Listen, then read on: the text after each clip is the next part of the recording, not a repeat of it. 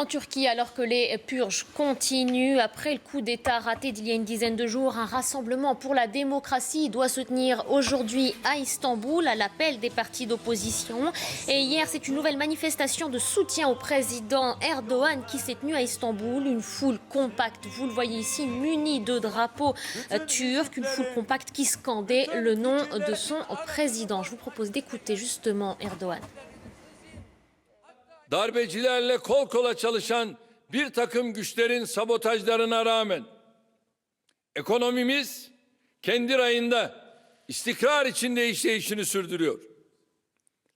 Ülkemizin kredi notunu indiren o kuruluşun veya kuruluşların böyle bir yetkisi yoktur. Ekonomimizin tüm göstergeleri dünyanın pek çok ülkesinden çok iyi durumdadır.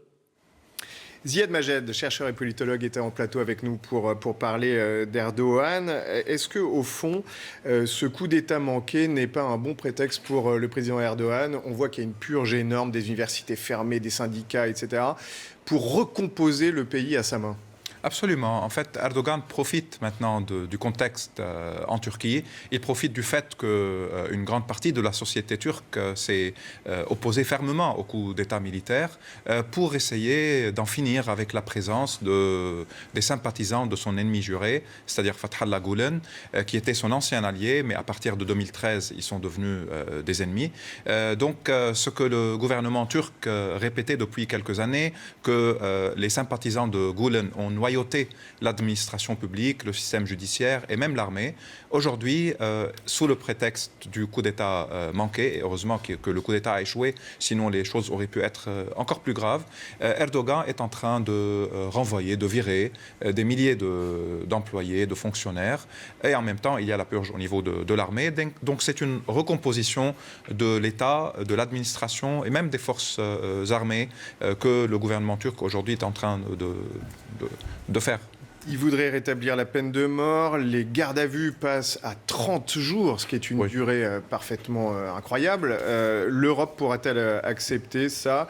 Ils avaient fini par se rabibocher un petit peu avec l'Union européenne, avec les migrants. Est-ce qu'aujourd'hui, on ne va pas vers une grande fracture? En fait, ce qui est paradoxal, c'est que c'est le même gouvernement et c'est Erdogan et son parti au pouvoir qui ont annulé la peine de mort en Turquie parce qu'ils voulaient un rapprochement avec l'Europe. Ils ont également essayé de réduire le rôle de l'armée dans la vie politique parce que l'armée avait pris le pouvoir en 1960, 71, 80 et 97, 4 coups d'État militaires suivis à chaque fois par des mesures extrêmement répressives par les militaires. Mais aujourd'hui, avec la déclaration de l'état d'urgence, Erdogan essaie aussi de marginaliser le Parlement avec beaucoup de mesures déjà prises. Au sein du Parlement, il y a une opposition à Erdogan, mais qui est en même temps opposée au coup d'État militaire, que ce soit les nationalistes de droite, le centre-gauche, kémaliste et le parti kurde.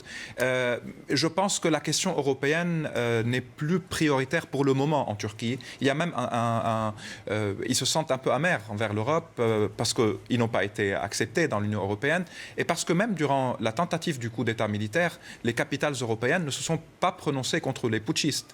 Ils ont attendu samedi, le lendemain, avec l'échec du coup d'État militaire pour dénoncer la tentative. Donc pour eux maintenant, la question de l'Union européenne ne se pose pas comme priorité, au moins d'une manière temporaire, d'où la volonté de maintenir une hégémonie, de contrôler la vie politique, même si certaines capitales européennes vont dénoncer cela. Mais pour la peine de mort, elle n'a pas encore été rétablie. Ça peut être un vote dans le Parlement ou bien un référendum. On va voir s'ils vont aller dans cette direction. Grande discrétion en tout cas des pays occidentaux, hein, d'une façon générale. Est-ce que ça veut dire qu'on ne peut pas se passer de cet allié qui est stratégique dans une région qui est, on le rappelle, une poudrière bien sûr? Tout à fait. La Turquie, c'est l'acteur régional probablement le plus important vu ses frontières aujourd'hui avec la Syrie et l'Irak, mais également avec la question des réfugiés, les frontières européennes. Le poids économique et démographique de la Turquie est très important. Donc il faut toujours avoir des bonnes relations avec Ankara et les Turcs savent ça. Mais ils sentent quand même que l'Europe et les États-Unis n'avaient pas pris les intérêts turcs en considération par rapport au dossier syrien, par rapport à la question kurde.